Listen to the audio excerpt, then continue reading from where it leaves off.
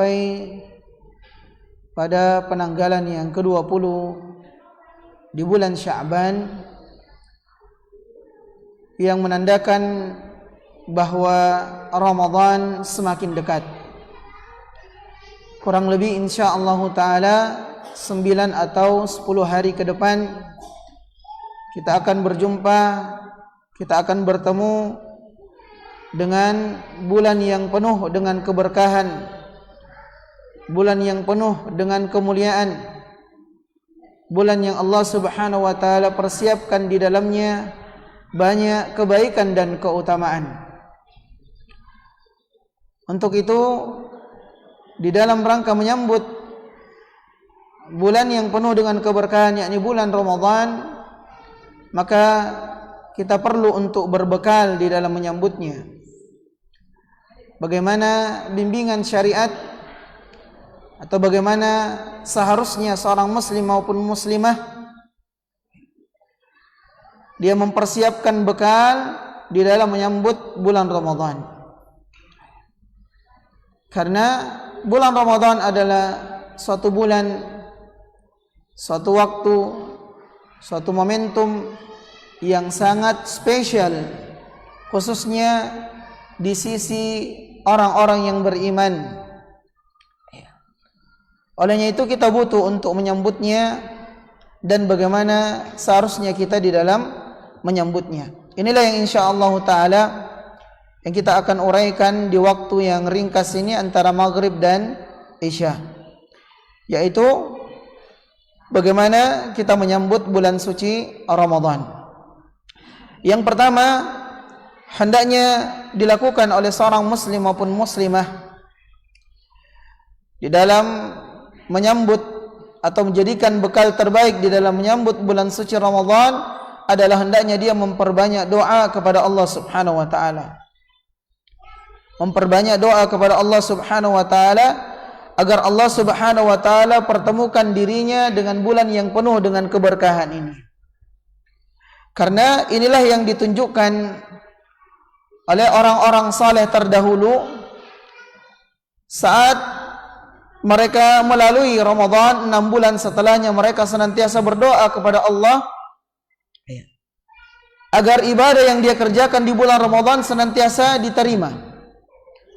Dan 6 bulan sebelum berjumpanya dengan bulan Ramadan, mereka pun bersungguh-sungguh berdoa agar kembali dipertemukan dengan bulan Ramadan. Sebuah keterangan yang disebutkan oleh Imam Ibnu Rajab rahimahullahu taala dari Mu'alla Ibn Fadl rahimahullah, seorang ulama tabi'ut tabi'in.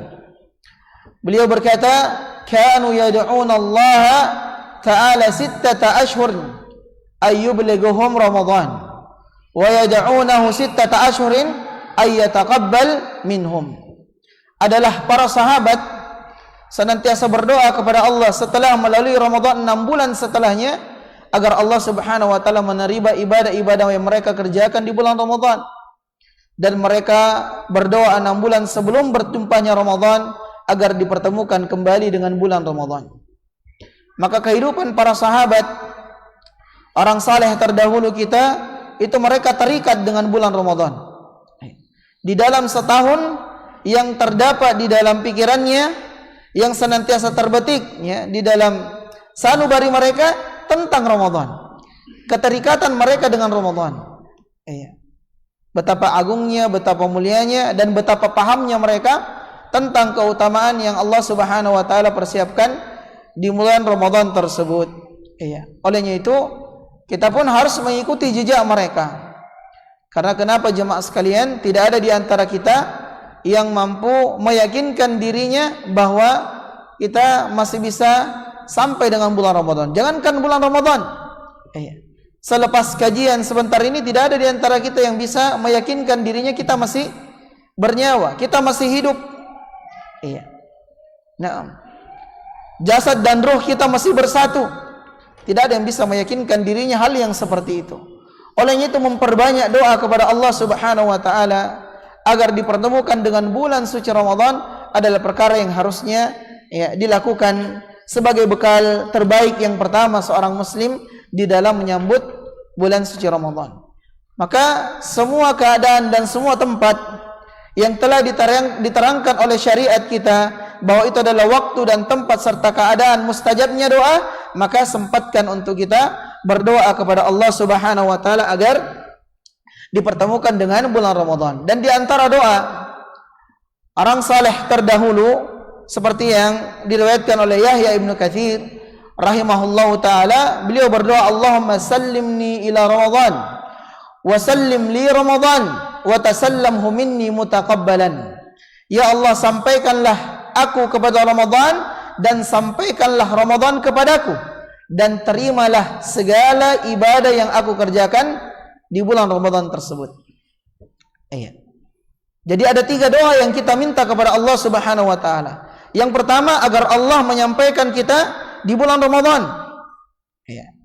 Menyampaikan Ramadan kepada kita. Yang kedua, agar kita diberikan taufik dan kemudahan oleh Allah untuk beramal saleh di bulan Ramadan. Karena orang berjumpa dengan Ramadan itu bertingkat-tingkat. Iya.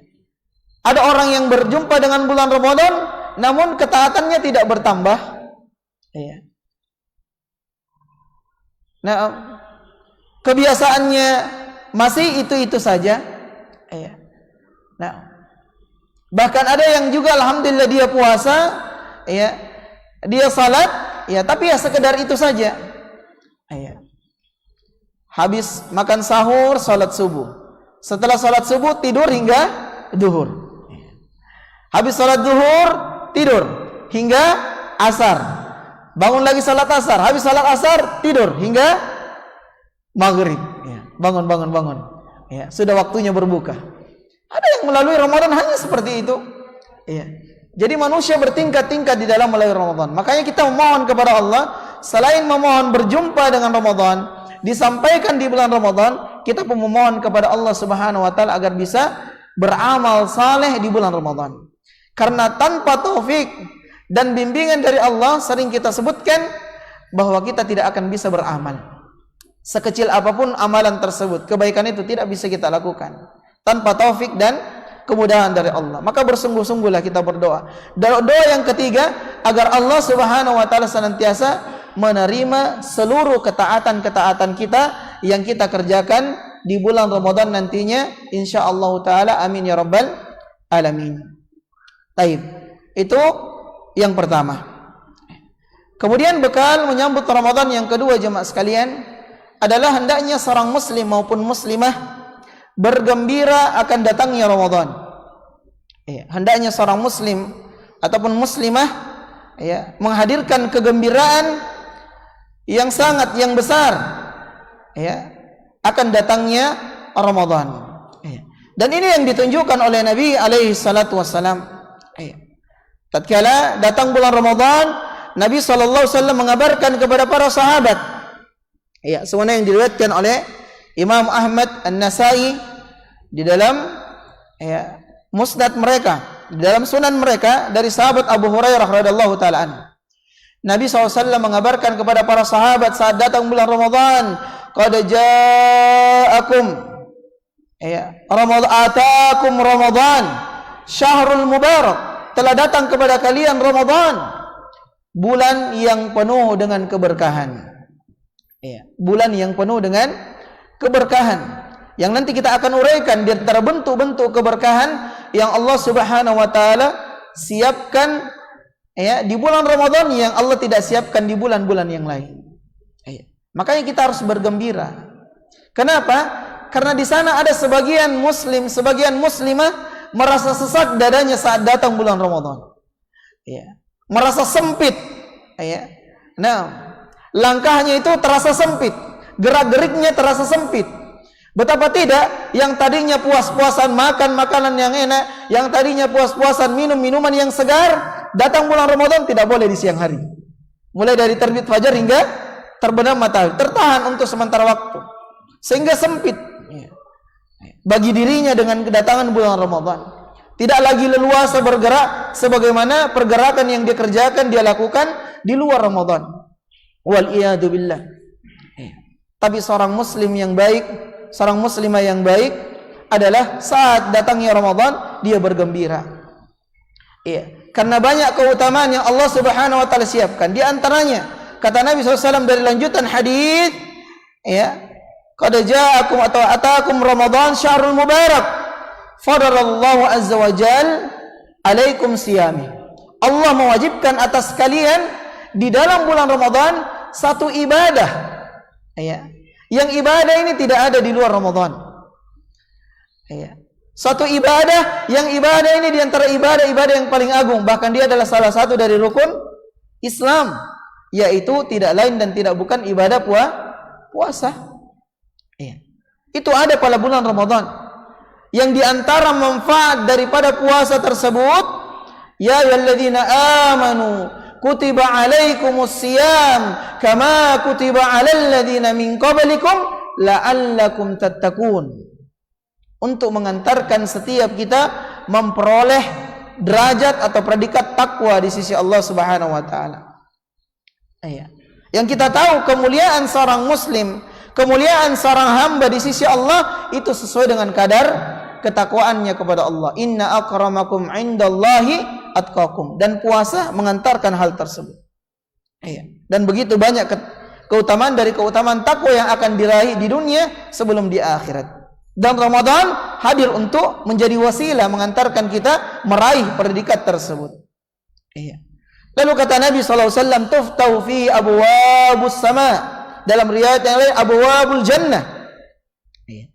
Di dalam bulan Ramadan dibukalah pintu-pintu surga. Iya. Wa tuqlaqu fi abwabul jahim. Dan ditutuplah pintu-pintu neraka. Kata para ulama, iya, setiap perbuatan, perlakuan, ibadah, ya, kecil maupun besarnya, itu mudah mengantarkan seorang hamba untuk meraih surga Allah. Menjadi sebab seseorang dijauhkan dari neraka yang itu terdapat di bulan Ramadan. Di siang dan malam harinya. Di malam dan siang harinya. 24 jam. Dan itu hanya berkumpul di bulan Ramadan. Nah, makanya kata Nabi SAW, man hurima khairaha faqad hurima. Maka siapa yang diharamkan dari kebaikan bulan Ramadan, sungguh telah dia diharamkan padanya. Kata Nabi SAW, rogibu anf, sungguh kecelakaan, sungguh merugi. Siapa? Rajulun dakhala alaihi Ramadan. Seorang yang dia berjumpa dengan Ramadan, tapi tidak menjadi sebab Ramadan itu menjadi penggugur dosa-dosa baginya.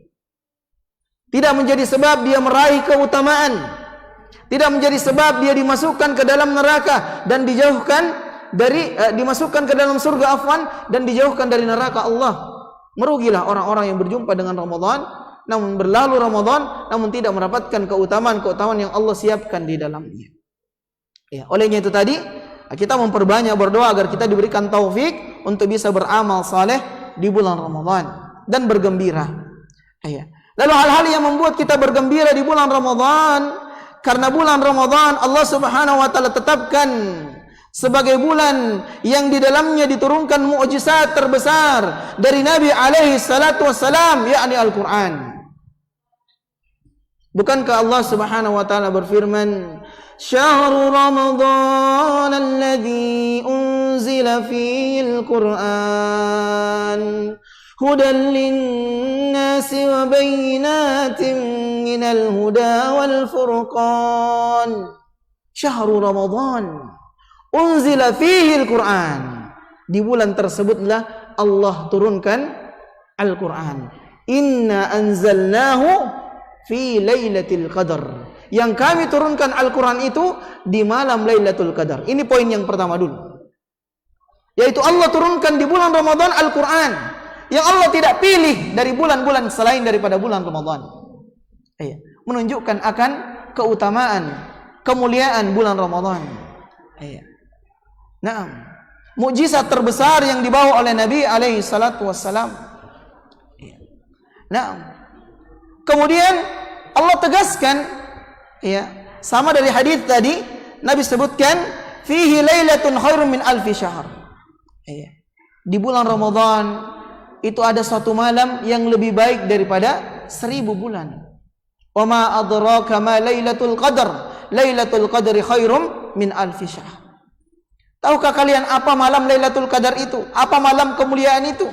malam Lailatul Qadar, malam kemuliaan itu adalah malam yang lebih baik daripada 1000 bulan.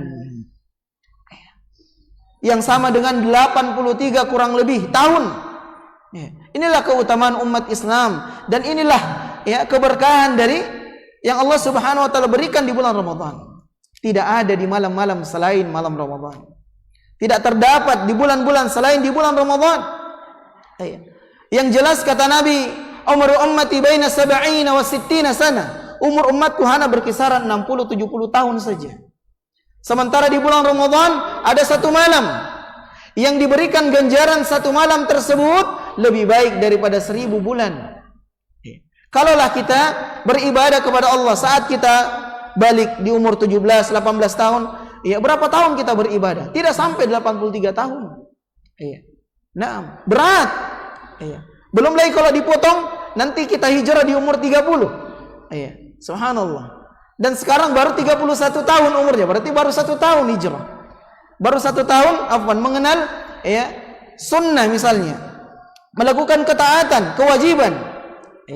Nah, ini 83 tahun, lebih baik daripada 1000 bulan. Dan tidak ada kecuali di bulan Ramadan. Bergembira kita tidak? Kita harus bergembira. Nah, belum lagi kata Nabi SAW di siang harinya dan di malam harinya Ramadan membawa ampunan, menjadi wasilah dan sebab orang meraih ampunan. Kata Nabi SAW, man sama Ramadanan. Dalam riwayat yang lain, man qama Ramadanan imanan wa ihtisaban ghufira lahu ma taqaddama min dhanbi.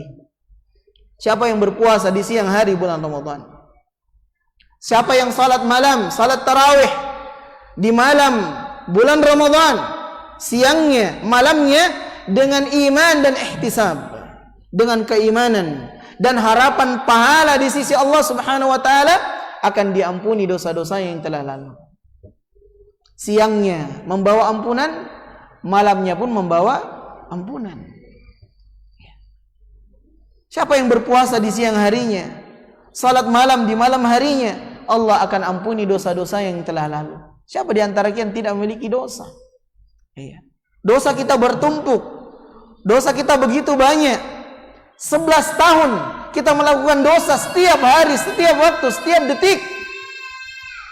Allah datangkan 1 bulan dari 12 bulan yang menjadi sebab penghapus dosa-dosa kita. Tidakkah kita bergembira? Tidakkah kita berbahagia? Tidakkah kita merasa senang akan hal tersebut? Maka tentu jawabannya ya, kita senang, ya kita bergembira, ya kita bahagia. Maka sambutlah Ramadan dengan kegembiraan dan kebahagiaan, karena di dalamnya Allah Subhanahu wa taala tetapkan begitu banyak keutamaan. Lalu kemudian yang ketiga, dari bekal seorang muslim serta muslimah di dalam menyambut bulan Ramadan, hendaknya dia mensucikan dirinya dengan memperbanyak taubat dan istighfar kepada Allah Subhanahu wa taala. Dia mensucikan dirinya dengan memperbanyak istighfar, dengan memperbanyak taubat kepada Allah. Karena kita tahu di antara gelar yang disematkan kepada bulan Ramadan adalah bulan suci. Kesucian hati, kesucian rohani, berjumpa di bulan yang suci itu akan mengantarkan kita lebih maksimal di dalam mengerjakan ketaatan. Kata Urwah bin Zubair rahimahullahu taala, kata Urwah bin Zubair rahimahullahu taala, innal hasanat yadullu ala ukhtaha wa inna sayyiat yadullu ala ukhtaha. Sesungguhnya kebaikan itu akan memanggil kebaikan-kebaikan yang lainnya. Demikian pula keburukan akan memanggil keburukan-keburukan yang lainnya. Apabila seorang muslim dan muslimah senantiasa bersuci, mensucikan dirinya, rohaninya sebelum dia berjumpa dengan bulan Ramadan, maka dengan izin Allah Subhanahu wa taala dia akan mudah untuk mengerjakan ketaatan.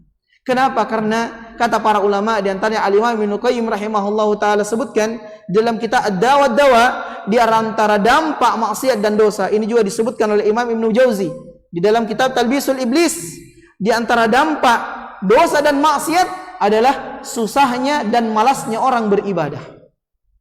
Iya. Di antara dampak dosa dan kemaksiatan, beratnya kita mengerjakan ibadah. Iya. Beratnya kita mengerjakan amal saleh. Olehnya itu kita memperbanyak istighfar, mensucikan rohani kita sebelum kita berjumpa dengan bulan Ramadan. Iya. Kemudian yang keempat, tak lupa kita persiapkan adalah mempersiapkan jasmani kita. Kita harus persiapkan kesehatan kita. Jasad kita harus kuat, harus sehat sebelum datangnya bulan Ramadan, bulan perlombaan dalam ketaatan. Nah, agar apa? Agar bisa menjadi wasilah dan mendorong kita untuk bisa maksimal di dalam beribadah saat Ramadan telah tiba. Karena kalau bulan Ramadan tiba, kita sakit, memang kita diberikan udzur untuk tidak berpuasa. Salah satu golongan yang dibolehkan untuk tidak berpuasa saat masuknya bulan suci Ramadan adalah orang yang sakit. Tapi apa? Diperintahkan untuk mengganti di hari-hari yang lain. Dan puasa di Ramadan, kata para ulama, tidaklah sama dengan puasa di luar Ramadan. Olehnya itu, persiapkan. Di antara bekalnya adalah jasmani kita. Makan, minum dari makanan dan minuman yang halal. Yang baik dan menyehatkan. Nah, makan makanan, minuman yang halal, baik dan menyehatkan. Di antaranya rutin berolahraga. Sehingga dengan rohani yang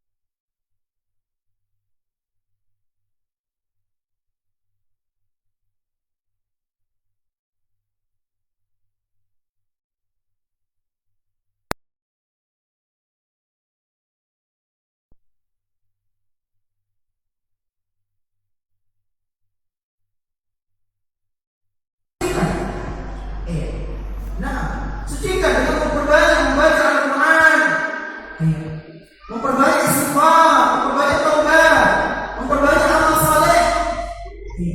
Karena itu akan memenuhi amal-amal ketaatan yang lain.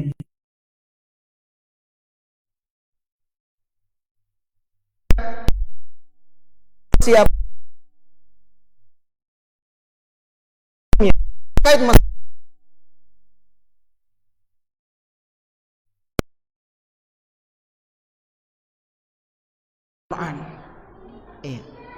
Maka hendaknya di bulan Ramadan kita harus mempersiapkan diri, banyak waktu kita luangkan ya, untuk berinteraksi dengan Al-Quran. Bahkan sebelum masuknya Ramadan, di saat-saat ini, di saat-saat ini, makanya kata para ulama salaf, adalah bulan Sya'ban itu adalah bulannya para qurra. Jadi para pembaca Al-Quran, para penghafal Al-Quran itu di bulan Sya'ban telah memperbanyak membaca Al-Quran, memperbanyak berinteraksi dengan Al-Quran. Jangan kita lebih banyak berinteraksi dengan hal-hal selain Al-Quran yang tidak ada jaminan kebaikannya, yang tidak ada jaminan akan keutamaannya. Al-Quran kata para ulama, melihatnya saja sudah kebaikan, apalagi membacanya, apalagi mentadabburinya. Al-Quran.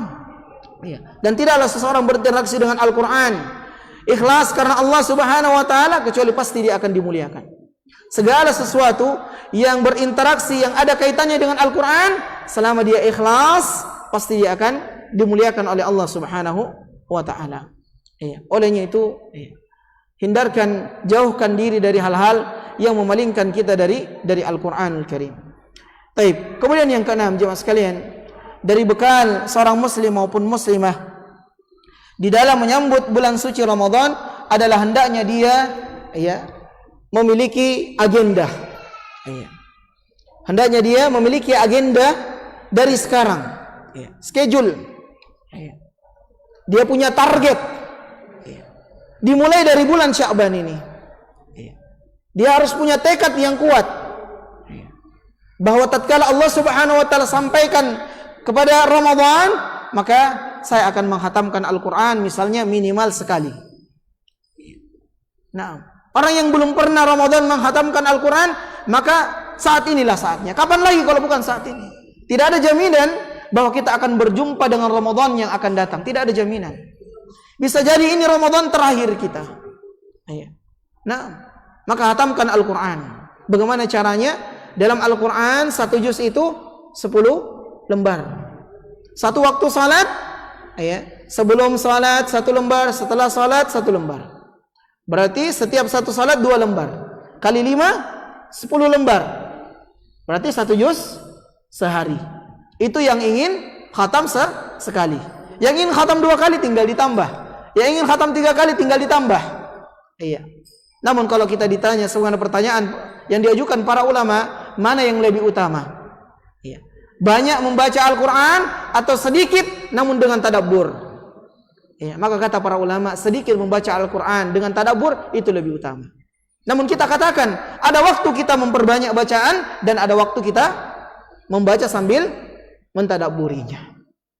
Ada waktu kita memperbanyak bacaannya, ada waktu kita membaca sambil mentadabburi. Jangan sampai selama umur kita berpuluh-puluh tahun kita sama sekali tidak pernah membaca Al-Quran khatam, atau kalau khatam tidak pernah membaca Al-Quran beserta dengan terjemahannya. Atau mungkin bisa kita beli, Masya Allah sekarang ada kemudahan, ada tafsir Al-Muyassar dengan terjemahan. Baca Al-Quran dengan tafsir yang ringkas. Dan itu ada 2 jilid kalau tidak salah. Yang sampai kita diwafatkan oleh Allah, ternyata kita tidak pernah fokus dan betul-betul meluangkan waktu untuk mempelajari Al-Quran yang tadi disebutkan adalah hudan, sebagai petunjuk pedoman hidup dari seorang muslim maupun muslimah. Maka punya target. Di antara target kita selain membaca Al-Quran adalah memperbanyak amal-amal yang lain, ketaatan-ketaatan yang lain. Di antaranya sedekah. Dari sekarang mungkin kita sisipkan. Dari sebagian rezeki yang Allah Subhanahu wa taala persiapkan, kita sisihkan. Untuk bersedekah, meraih keutamaan sedekah di bulan Ramadan. Di antaranya adalah misalnya berumroh di bulan Ramadan.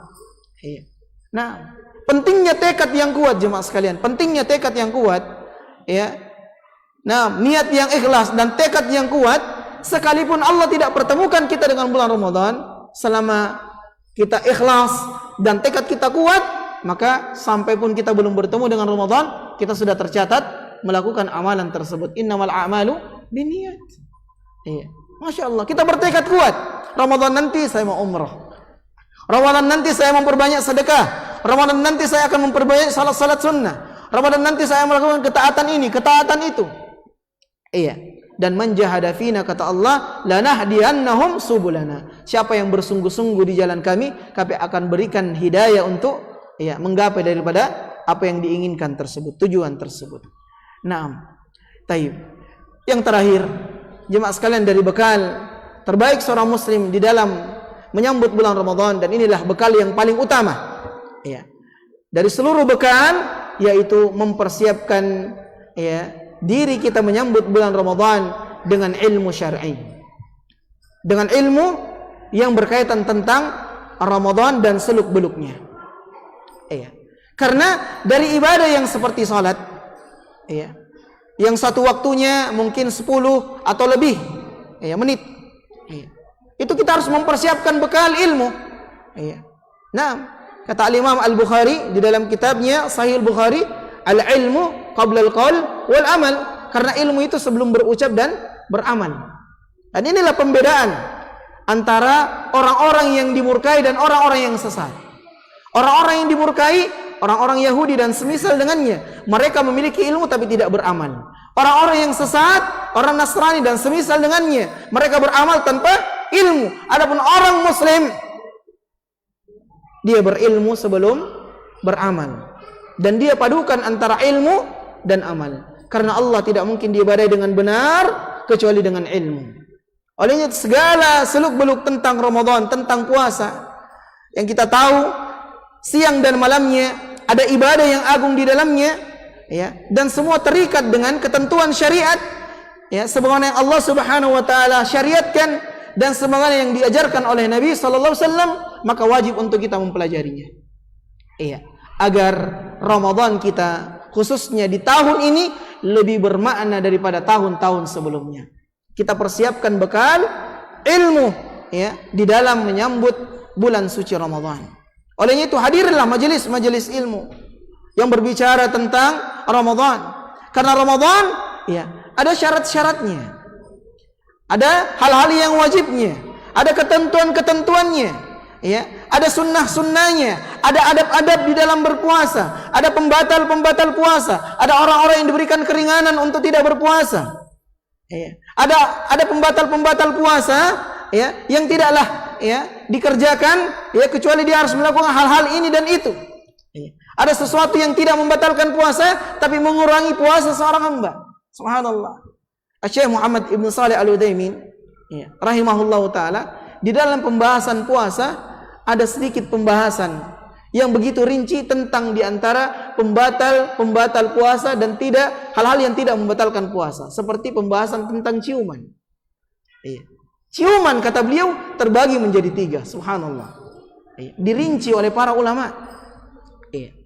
Adapun ciuman yang bisa membatalkan puasa adalah ciuman yang bisa mengantarkan memuncaknya syahwat, sehingga mendorong seorang suami ataupun istri berjima di siang hari bulan Ramadan yang diharamkan, yang tidak boleh dilakukan, yang kafaratnya besar.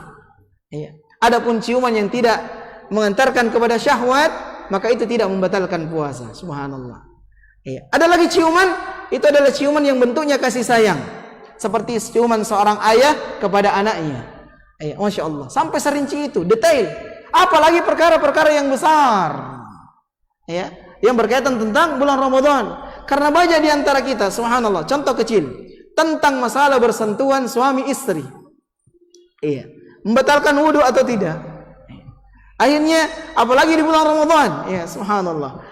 Kita dapati ada sebagian suami dan istri tidak boncengan ke masjid. Alasannya kenapa? Takut bersentuhan, nanti batal lagi wudu, susah wudu di masjid. Subhanallah, ini ilmu. Nah, hal yang sepele seperti itu, apalagi Ramadan yang besar, siang dan malamnya ibadah, harus dengan ilmu, dan itu 1 sampai 29 atau 30 hari lamanya harus dengan ilmu. Oleh itu kita harus hadir dan rajin, dan wajib bahkan kita menuntut ilmu, khususnya dari ilmu-ilmu yang berkaitan tentang ibadah yang memang wajib untuk kita tunaikan, seperti ibadah yang dekat ini, yaitu ibadah puasa. Tapi ini 7 bekal terbaik seorang muslim atau muslimah di dalam menyambut Ramadan, yang semoga Allah Subhanahu wa taala tetapkan untuk bisa kita laksanakan, kita amalkan sebelum datangnya bulan Ramadan. Dan kita memohon kepada Allah Subhanahu wa taala bi asmail husna wa sifatil ulia, semoga Allah Subhanahu wa taala pertemukan kita dengan Ramadan dan menyampaikan Ramadan kepada kita dan memberikan kita taufik untuk bisa beramal saleh di bulan Ramadan, dan semoga Allah menerima ibadah-ibadah yang kita kerjakan sebelum Ramadan dan ibadah yang kita kerjakan nantinya di bulan Ramadan. Innahu waliyudzalik wal qadar alaih. Wa sallallahu ala nabiyyina Muhammadin wa ala alihi washabihi wasallam. Subhanakallahumma bihamdika asyhadu an la ilaha illa anta astaghfiruka wa atubu ilaik. Wa akhiru da'wana anil hamdulillahi rabbil alamin. Wassalamu alaikum warahmatullahi wabarakatuh.